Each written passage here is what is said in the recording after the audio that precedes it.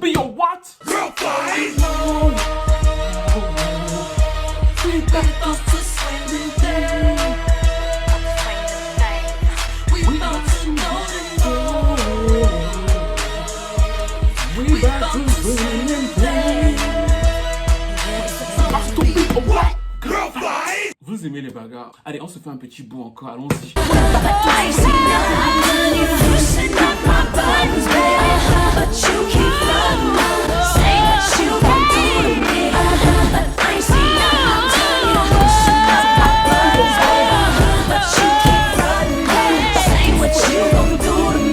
Le regard de Nicole, si elle pouvait la manger comme un bout de saumon qui vient de sortir de l'eau, bah elle le ferait à ce moment-là. Bref, on va commencer la vidéo. Bonjour tout le monde, c'est Stevie de Music Feelings et aujourd'hui on va parler des Pussycat Dolls.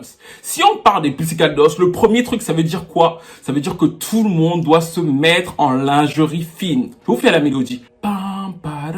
Allez, vous vous déshabillez, vous vous mettez bien. La seule personne qui a le droit de rester en t-shirt, c'est celui qui est devant la caméra. Donc tout le monde se met bien là, vous vous déshabillez. Parce que quand on dit PCD, il faut un peu de chair, quoi. Il faut ça.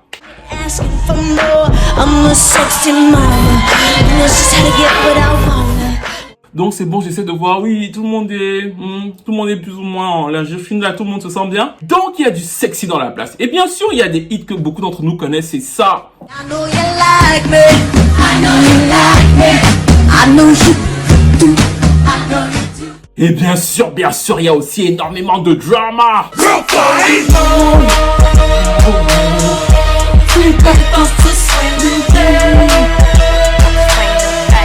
Alors, on va reparler de l'histoire de cette formation qui a notamment eu du succès en mainstream entre 2005 et 2010. Et pour moi, sans être un gros fan de la formation, il faut comprendre que c'est une très grosse réussite marketing en fait. C'est très bien ficelé. Je vais vous expliquer pourquoi et comment. Mais ensuite, je vais aussi vous dire pourquoi en fait ça n'a plus marché en fait. Qu'est-ce qui s'est passé notamment entre les filles? Quels ont été les différents problèmes qu'elles ont rencontrés pour que ça cesse de marcher? Et pourquoi aujourd'hui elles reviennent? Parce qu'elles sont revenues avec une nouvelle prestation, notamment à X Factor. C'était un peu ça. Donc, on va revenir sur tout ça. N'hésitez pas à vous abonner, à liker, à commenter, à partager. Et c'est le début, quoi. Alors, les Pussycat Dolls sont sortis de l'imagination d'une dame. Cette dame s'appelle Robin. Robin Unchained, c'est une chorégraphe et une danseuse dans les années 90 qui a l'idée de ressusciter un groupe de burlesque. Alors, le burlesque, pour ceux qui ne savent pas comment vous dire, c'est du théâtre, mais au sauna. C'est-à-dire que tu danses, tu chantes, tu fais tout et tout et tout et tout. Mais comme il fait très chaud et qu'on est au sauna, bien sûr, tu dois le faire de manière, de manière un peu comme ça.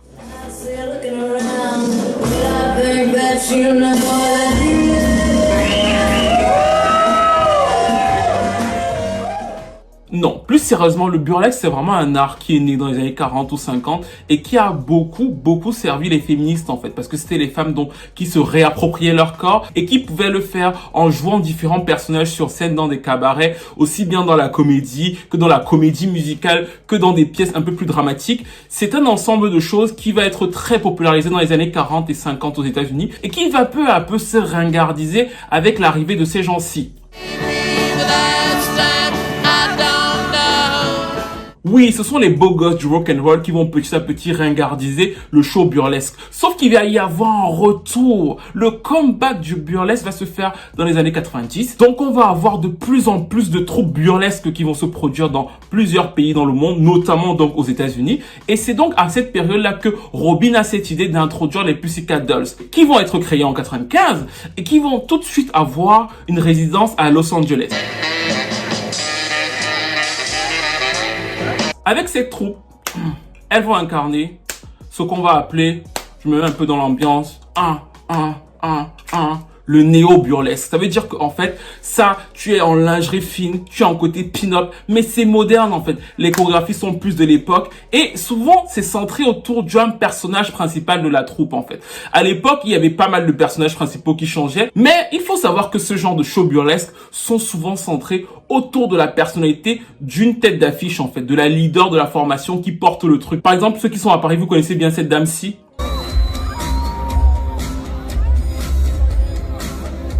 Qui est devenue une star du néo-burlesque. Ou encore, je sais que certains d'entre vous sont allés voir les choses de BHL là-bas au Crazy Horse. C'est une petite jupe chaperon rouge, revival, the glamorous touch, Hollywood touch. Ariel Dombal assume son style et assume aussi pleinement de se montrer nue. Oui, Ariel Dombal a aussi participé au show burlesque en fait. Et souvent donc en fait, c'est centré autour d'une tête d'affiche, les autres sont là et l'accompagnent. Et c'est comme ça que la troupe avance et se fait voir. Dans le cas des Pussycat Dolls qui ont donc une résidence à Los Angeles, elles vont avoir un succès phénoménal. Daily presents the delightful, the delectable Pussycat Dolls!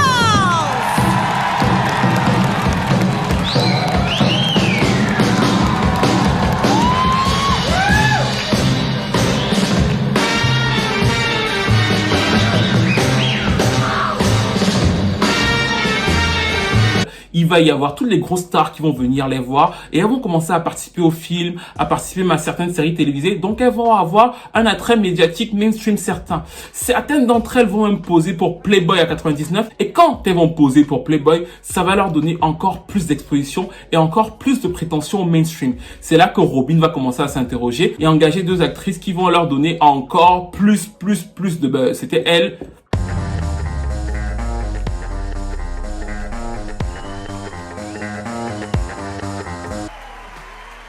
Et elle.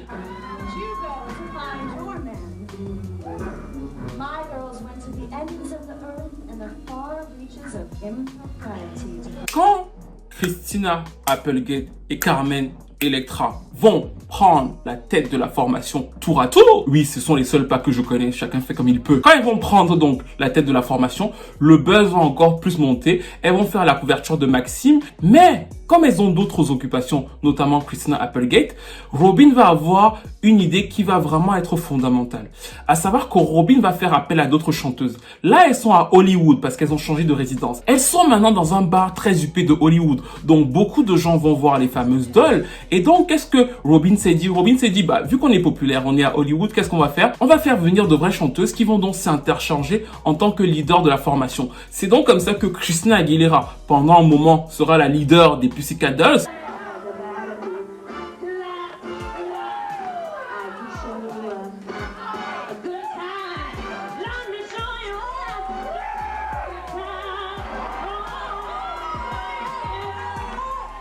Mais aussi on aura Gwen Stefani. Beautiful women and lingerie. Exactly.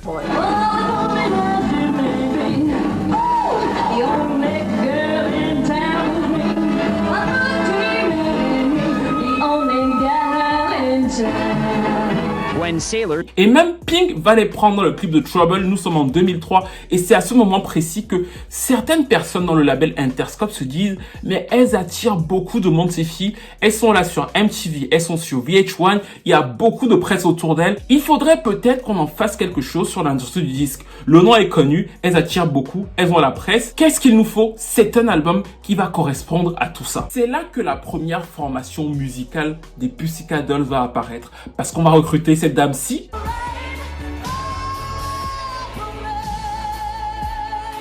On va recruter cette autre fille-ci. Show me some sign. Oh, if my love will. Et une que vous connaissez peut-être moins, c'est Kaya, c'était elle. I know you like me, I know you like me, I know you do, I know you do. That's why whenever I come around, she's all over you. On va la mettre avec Carmit, Ashley, Jessica et Kimberly, qui étaient déjà des danseuses de l'ancienne formation en fait. C'est comme ça que ça va être pensé par Robyn et 2 hommes, Jimmy Iovine et Ron Fair, qui en fait veulent retranscrire ce qui marche très bien, le néo-burlesque là, qui marche très bien avec les Pussycat Dolls en disque. Et ils vont donc se mettre à travailler sur l'album avec le premier single que tout le monde connaît, ça. Pour l'histoire de Doncha, vous avez ma précédente vidéo sur les tubes qui était destinée à d'autres personnes.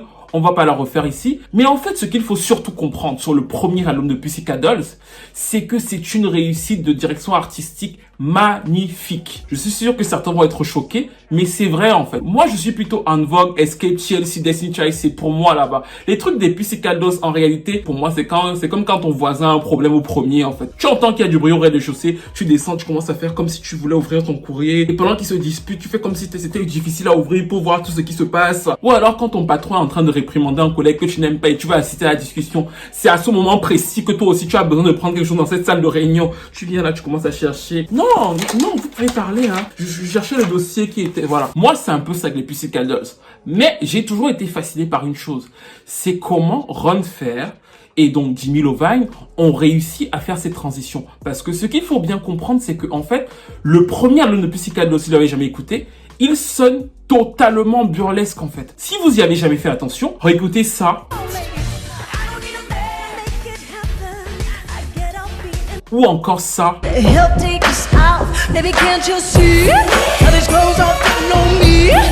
Tout est fait pour que ça sonne comme un show de burlesque. Le seul truc, c'est qu'ils ont réussi à trouver des titres qui modernisent la chose et qui ont conquis la planète entière avec quasiment 8 millions. Mais ce qui est très intéressant et qui fait en sorte que c'est une très bonne réussite marketing, c'est qu'ils ont donc réussi à convertir quelque chose qui était donc totalement vieux, désuet, sur la scène musicale grand public, en gardant ce côté très vieux, désuet en fait. C'est pas que dans l'image, c'est dans le son d'abord que vous retrouvez toujours le côté burlesque sur le premier album de Pussycat Dolls. Encore une fois, si vous l'avez pas écouté, mettez pause, écoutez Sway, écoutez même la balade Stick With You.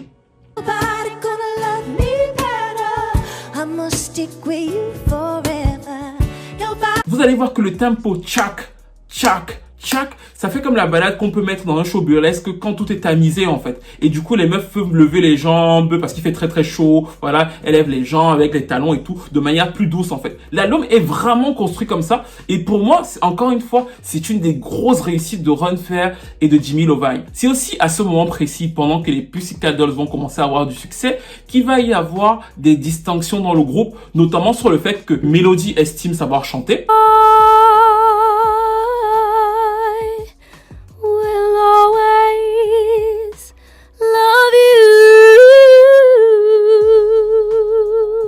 Kaya aussi. God bless America, my home, sweet home. Mais tout est focalisé sur Nicole. Kaya finit par partir juste avant le succès en disant que la formation est trop toxique, que Nicole veut tout pour elle. Elle tweetera plus tard en 2003 en disant que c'était globalement un groupe de prostituées et qu'elle voulait pas en faire partie. And when you say is a prostitution ring, those are strong words. People want to understand this. Oh, well, you know, when you have a den mother from hell that's controlling the girls, manipulating the mind, and verbally and mentally abusive, what's the difference between that and a pimp in order to control the narrative? That's what was done on a day-to-day basis by Miss Anton.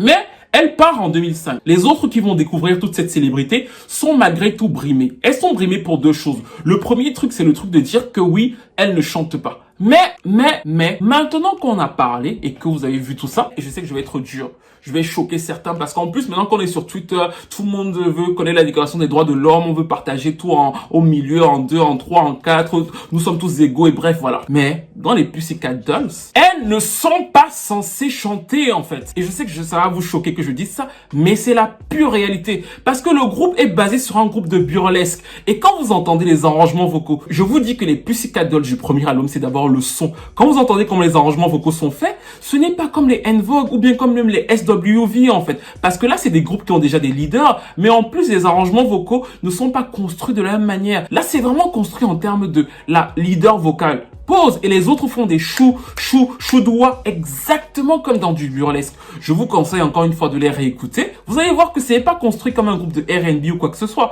C'est construit comme un groupe où, effectivement, vous avez un leader vocal, mais les autres ne sont même pas censés harmoniser avec la personne vraiment. Elles sont censées apporter des trucs comme ça, en fait. Et c'est ce qu'elles font quelquefois. C'est vrai qu'elles le font pas tout le temps, mais c'est ce qu'elles font déjà quelquefois. Mais en réalité, elles sont pas censées chanter. Ce que Jimmy Iovine et Ron Fair voulaient, c'était une leader vocale capable d'avoir ce côté sexy, donc à l'aise en danse, à l'aise vocalement pour jouer de sa voix, mais aussi à l'aise en termes de technique, parce que Nicole, malgré tout ce qu'on peut dire, la meuf elle est technique et sait jouer de sa voix. Regardez par exemple là.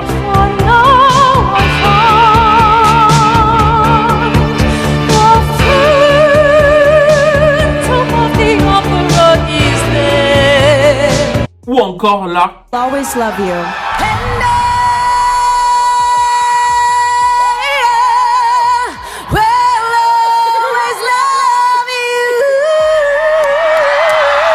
Et souvent, souvent les gens se disent que oui, tel sait chanter, mais tel ne sait pas chanter pour tout en fait. Là, nous sommes dans un groupe de burlesque qui vise un très large public. Bien sûr que tu peux savoir chanter, mais l'industrie du disque, ce n'est pas The Voice en fait. Ce n'est pas que je chante, donc on doit mettre surtout n'importe quoi. Prenons un exemple. Écoutons par exemple Touch My Body de Mariah Carey. Écoutons la version de Mariah Carey.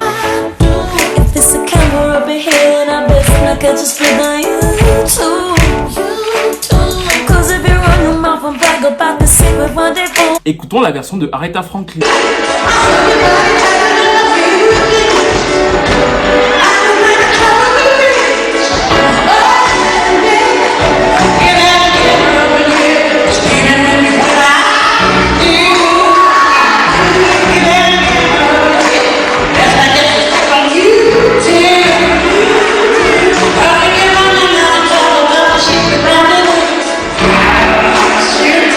On est d'accord que les deux femmes savent chanter. Mais vous êtes d'accord en écoutant les deux versions que ce n'est absolument pas la même chanson et que ce n'est pas le même public. Mariah Carey a le côté plus sucré, plus pop, qui va donc facilement être plus accessible pour n'importe qui. Aretha a le côté plus soulful, plus machin, qui va être moins accessible pour un très large public en fait. Et ça, ce que je vous dis, c'est au-delà des considérations de que Aretha ou Mariah est mieux, que c'est pas ça en fait. Ce dont je veux vous parler, c'est que tu peux savoir chanter, mais il faut que ce soit adapté à ta voix. Et dans le cas précis, Nicole est polyvalente et elle est incroyablement technique. On peut ne pas l'aimer, mais elle est très technique. Et les autres se plaignent, mais très souvent, elle les a sauvés de la misère. Par exemple, ici. Sweet the sound that says, it's high, it's really high.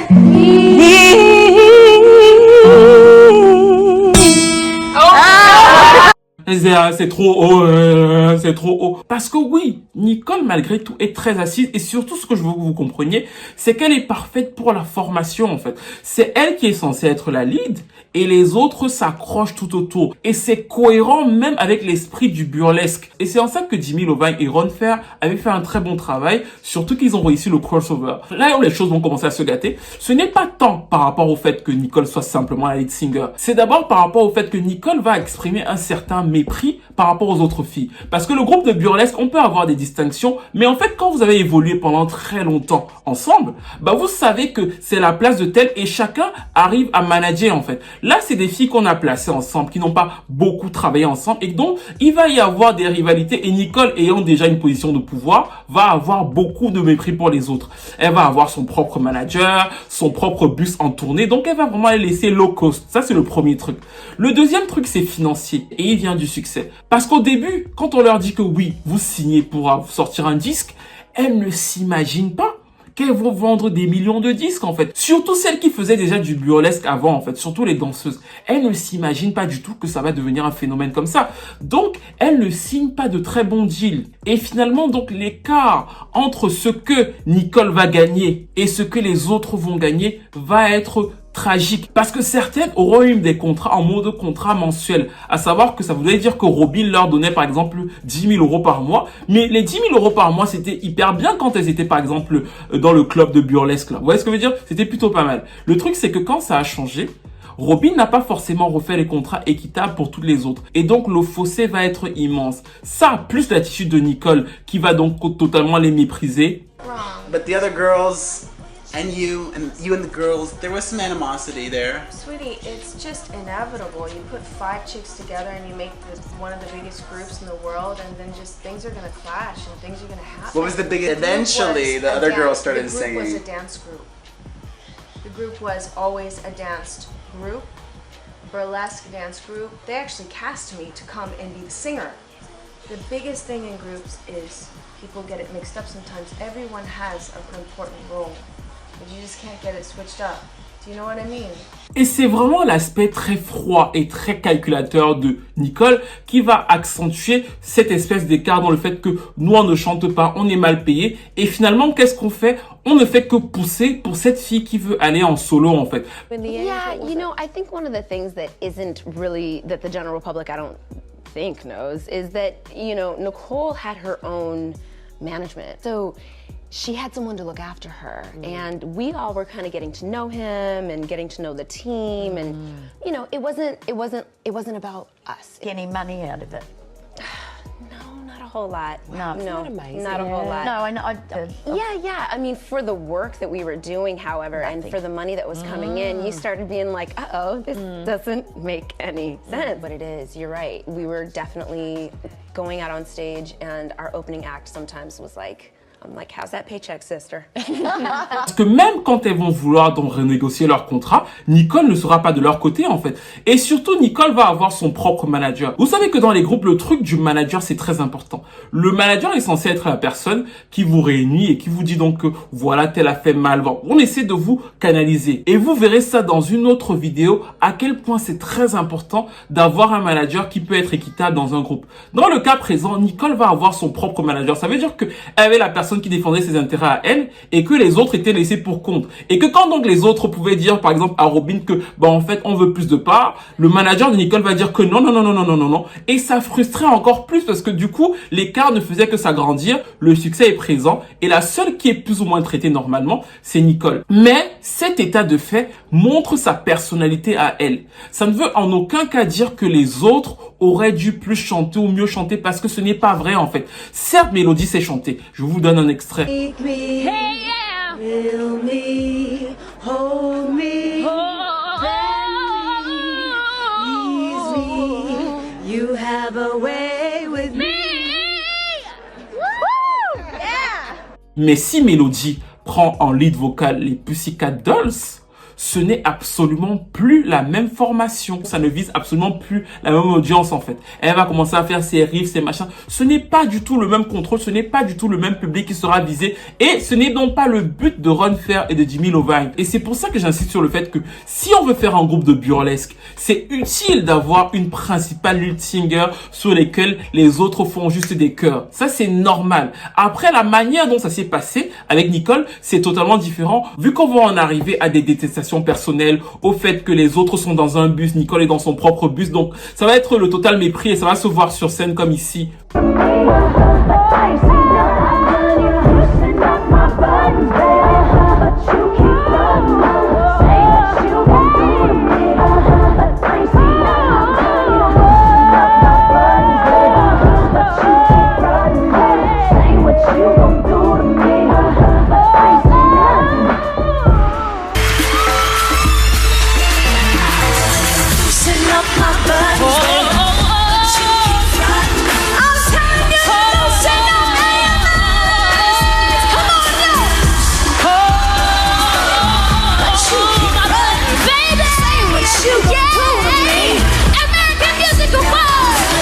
À savoir que Mélodie vient derrière, Nicole se rend compte que celle-là vient déjà avec ses cris, elle demande au public réagissez, sauvez-moi. Bref, ce sera un bordel total cette formation qui va encore empirer quand elles vont se rendre compte que Interscope, sans leur dire, préparait déjà le premier album de Nicole Scherzinger avec des singles comme celui-ci.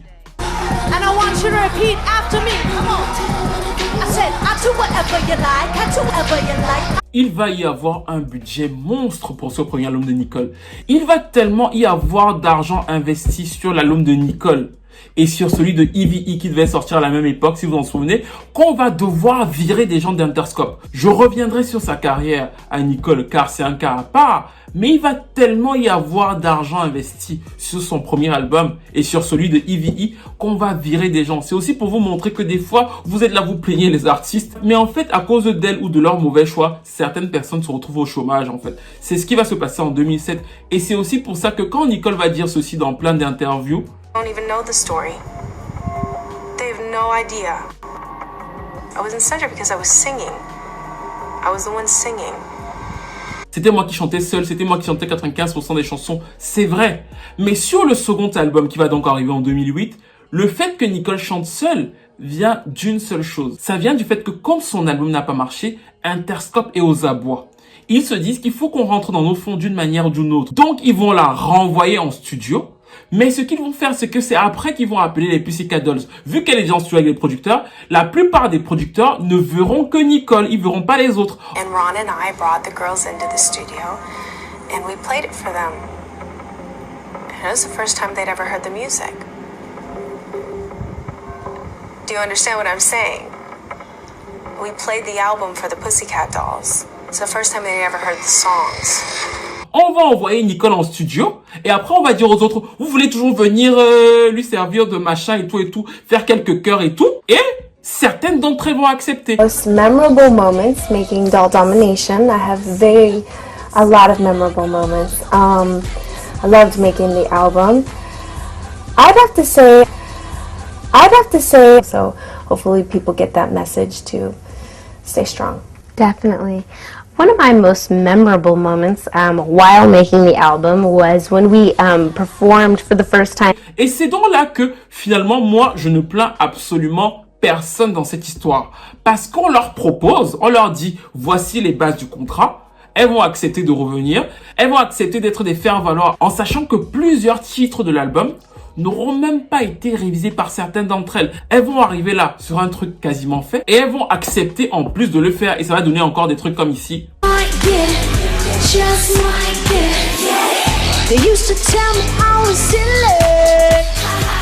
Nicole qui a un problème d'enfance avec les blondes va carrément dire à une là qu'une fois un peu que tu parles, you don't speak when I'm here.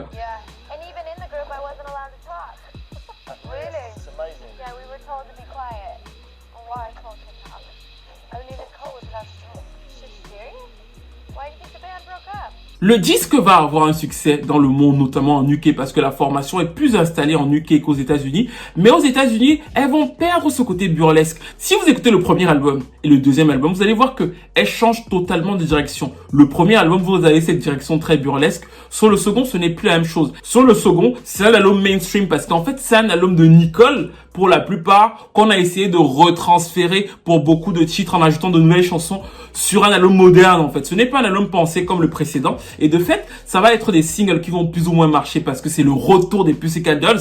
Les singles vont plus ou moins marcher aux États-Unis, mais pas du tout l'album, en fait. Parce que pour les Américains, les Pussycat Dolls sont une espèce de phénomène, mais ce n'est pas non plus une grosse crédibilité, en fait. Eux, ils sont pour beaucoup passés à autre chose. Ils ne vont pas acheter en masse. Et c'est plutôt en UK qu'elles vont très bien vendre le disque. Mais les tensions ne vont pas s'arrêter là, en fait. C'est-à-dire que la guerre des filles va continuer parce qu'elles sont toujours hyper mal payées et que l'autre est toujours la superstar. Pire encore, l'autre se dit que vu que je suis revenu chez elle et que j'ai encore un peu de buzz, qu'est-ce que je vais faire? Je vais faire que maintenant, je vais dire que c'est Nicole Scherzinger, donc c'est moi, en featuring, en fait. Donc son manager, pour mieux la lancer en solo, va dire que maintenant c'est Nicole Scherzinger, donc l'artiste Nicole, featuring de Pussycat Dolls pour bien mettre une distance encore plus forte entre les filles et toujours lui servir de tremplin à elle. C'était sur des titres comme celui-ci.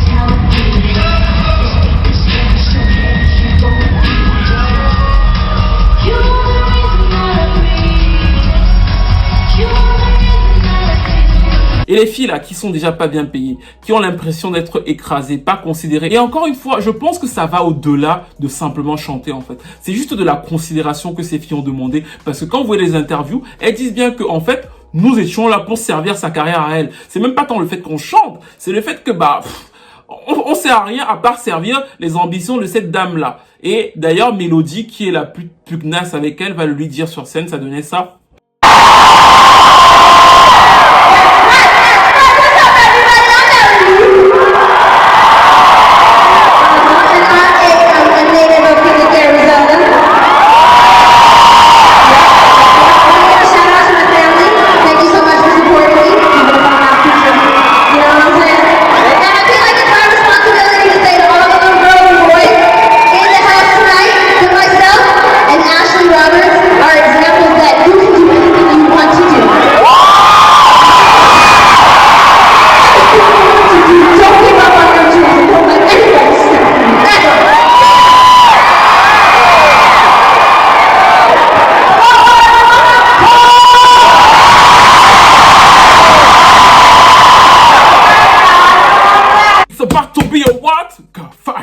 Après ces tournées où les tensions ont été à leur paroxysme, Nicole, comme d'habitude, en petit serpent d'eau douce, a directement enchaîné pour nous sortir ce truc-ci.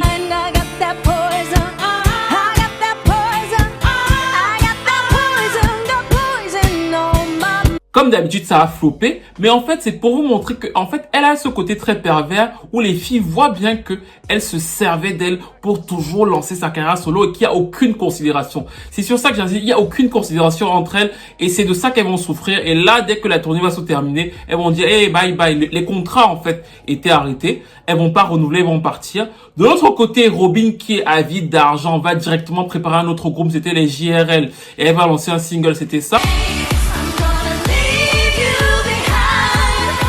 Elle va vouloir directement enchaîner sur les cendres chaudes des Pussycat pour avoir un nouveau groupe en disant ce sont les nouvelles Pussycat, continuez à me donner de l'argent les gars, continuez. Elle va aussi avoir d'autres là, les Paradisio Girls, c'était ça.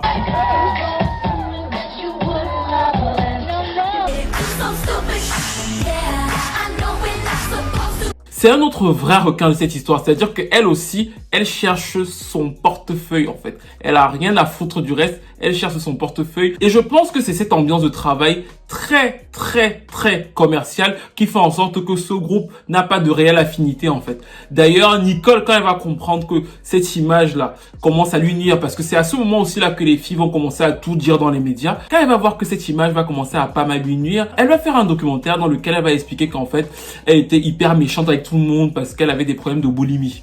I really was so disgusted with myself and so embarrassed. I felt so alone. I was in a group and I never felt so alone in my life. Oui, c'est parce qu'elle pouvait pas manger, elle voulait pas que les autres filles la voient, donc elle était grave irritable, grave méchante, et qu'en fait, elle prenait son propre bus toute seule. Attendez, parce que c'est pas mal. Et qu'en fait, quand elle prenait son bus toute seule, c'était parce qu'elle voulait pas que les autres la voient souffrir. Bref, en gros, elle souffrait beaucoup et c'est pour ça qu'elle s'isolait. Et c'est comme ça qu'elle va essayer de justifier ça jusqu'au moment où elle va de nouveau avoir besoin d'elle. Les retours des Pussycat Dolls se préparent depuis 2017 en fait. Il y a eu plusieurs annonces, plusieurs retraits. Robin a encore essayé de faire d'autres Pussycat Dolls. D'ailleurs, cette fois, c'était même plus grave vu qu'elle remplaçait tout le monde et elle gardait le même nom. Finalement, elle et Nicole ont réussi à s'entendre et à faire revenir plusieurs des autres filles, notamment Carmit, qui est une des premières, qui était partie sur le deuxième album et qui la revient parce que bon, faut bien payer ses factures. Et elles ont donc donné cette prestation à X Factor l'autre jour.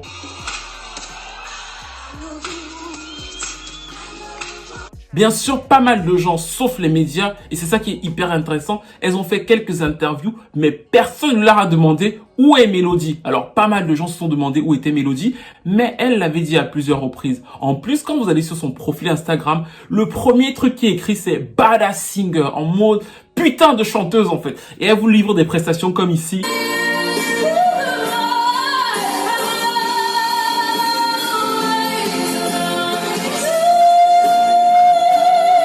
Encore une fois, ce n'est pas tant le fait de savoir chanter, c'est le fait de savoir où tu chantes et ce qui te correspond. Et dans le cas présent, elle va expliquer plusieurs choses. Le premier truc, c'est qu'elle va dire qu'on ne lui a jamais donné de lead. C'est-à-dire qu'elle n'a jamais porté un des singles des Pussycat Dolls. Et ça, nous le savons, vous et moi. Et je vous ai déjà expliqué pourquoi, en réalité, c'est pas quelque chose qui, moi, me surprend, en fait. Dans la logique marketing de leur premier album, c'est tout à fait logique qu'on ne fasse pas que Mélodie porte un single. Ça, c'est le premier truc. Le deuxième truc qu'elle va dire, et ça, c'est pour moi ce dont je vous ai parlé et qui, pour moi, est même l'aspect fondamental de ce groupe, c'est qu'elle va dire ça. I think that some of us have really needed to be on our own and have our own journey. And then I think that on the flip side of that, there has to really be time spent together where you're not working together and learn to really respect one another. And I think that it would make for a better work environment. Okay. Elle dit qu'elle voudrait d'abord que les filles se réunissent ensemble, passer du temps ensemble avant de retravailler ensemble. Et ça, je trouve que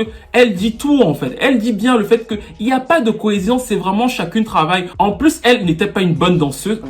From within the Pussycat Dolls, everyone says, oh my God, you're a pro dancer, it's gonna be so easy for you. When actually, I'm primarily a singer. I'd never taken a dance class. My turn just never came, and we only released 2 albums.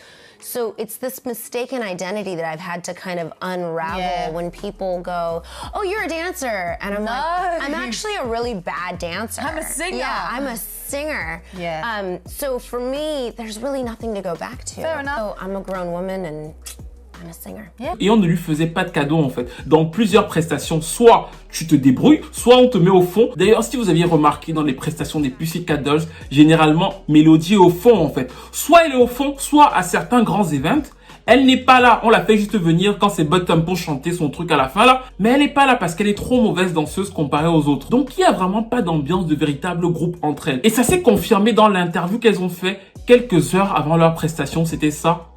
And I did wonder, like, what was it like for you the first time you were all back in the room together after so long? Like, how was that moment? Talk us through it. That was 2 days. It was totes emotional. 2 days ago it happened, so it's been, I mean, amazing. It was like this little cabinet in our brain. J'ai trouvé ça hyper intéressant quand elles ont dit qu'elles se sont réunies mardi, à savoir 4-5 jours avant la prestation. Bien sûr, on sait depuis quelques temps qu'elles vont se réunir et je pense que, bien sûr, elles ont dû travailler chacune de leur côté. Mais c'est pas des meufs qui vont se dire que oui, on doit travailler, on doit bosser ensemble. Pas du tout, en fait. C'est chacune de son côté. On vient, on travaille et chacune rentre chez soi. Et cet aspect-là, je pense que ça joue énormément sur la mésentente parce qu'en plus, dans certains groupes, par exemple, dans TGT, vous vous rappelez de TGT avec Tyrese, Ginuwine et Tongue? C'était ça.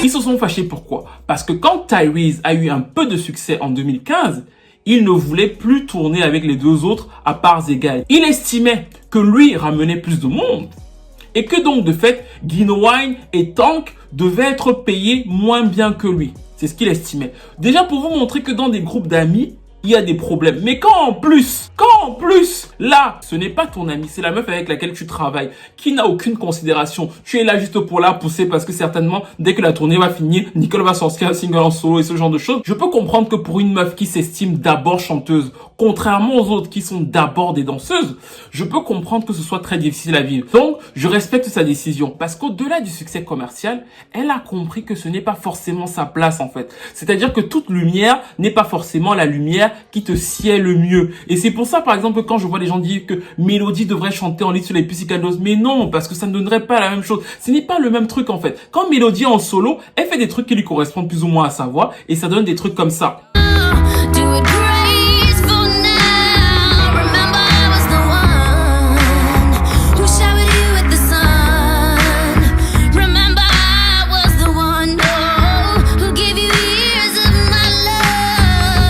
Si vous aimez ça, allez soutenir ça et allez lui donner de la force sur le fait que ce soit une chanteuse qui a des partis pris musicaux. Mais vous ne pouvez pas l'imposer de manière complètement idyllique sur un groupe pop ficelé pour une audience précise avec des objectifs précis et qui en plus ne fonctionne même pas en humanité en fait. Ça fonctionne à la chaîne. Chacun vient y faire nanana. On rentre à la maison, on prend l'argent, on dort. Il y a très peu d'humains. C'est marketé pour que ça marche et basta. En plus, Nicole n'est pas forcément très agréable et je reviendrai sur sa carrière dans une autre vidéo. Mais tout le monde n'est pas fait pour ça et c'est pour ça que je pense qu'elle n'a pas forcément pris la mauvaise décision en ne revenant pas en fait. La tournée se fait en UK parce que c'est leur principal marché et que si ça marche, elles se diront est-ce qu'on peut étendre quelque part, mais elles font d'abord le test en UK pour voir si elles peuvent étendre ailleurs. Je pense que musicalement, elles ne peuvent plus vendre autant d'albums qu'elles vendaient il y a 10-15 ans et qu'elles le savent. En revanche, elles vont certainement sortir quelques singles en misant sur le marché anglais. C'est le seul marché qui connaît vraiment Nicole. Donc elles vont se dire, on va essayer de miser là, de voir ce que ça donne et de voir si on peut vendre au maximum de tickets de tournée parce que c'est ça en fait. Le but de toute cette opération là, pour Nicole, pour Robin et pour même les filles qui sont revenues, toutes les meufs là qui ont insulté Nicole et qui sont revenues. You know what? When I broke my rib, it really made me take a closer look at what I wanted in my life, and it wasn't to be a part of the Pussycat Dolls anymore. It was to step out on my own and not be in the shadow of Nicole anymore. C'est le cash. Ça n'a absolument rien de musical et c'est pour ça que ce n'est pas un groupe qui, moi, me passionne de ouf. Bref, nous arrivons à la fin de cette vidéo. N'hésitez pas à me dire ce que vous pensez de cette analyse, de ce comeback, du retour des Pussycat Dolls. Est-ce que vous les attendiez? Est-ce que vous pensez que ça va marcher? Est-ce que vous attendez cet album? Et surtout, je pense que maintenant, avant la vidéo que je ferai sur Nicole, vous devez comprendre que ce n'est pas la même chose en fait. Parce qu'il y a beaucoup de gens qui disent toujours que oui, mais pourquoi Nicole ça marchait dans les Pussycat Dolls et ça ne marche pas en solo? Parce que ce n'est absolument pas la même chose. Surtout sur le premier album de Pussycat Dolls, ça n'a absolument rien à voir en fait. Mais on reviendra sur ça une autre fois, encore une fois. N'hésitez pas à me dire ce que vous pensez de cette vidéo, de l'histoire des Pussycat Dolls, du comeback, du girl fight et tout ça là. N'hésitez pas à liker, à commenter, à partager, à participer au Tipeee en mode... Et on se retrouve très vite pour une nouvelle vidéo.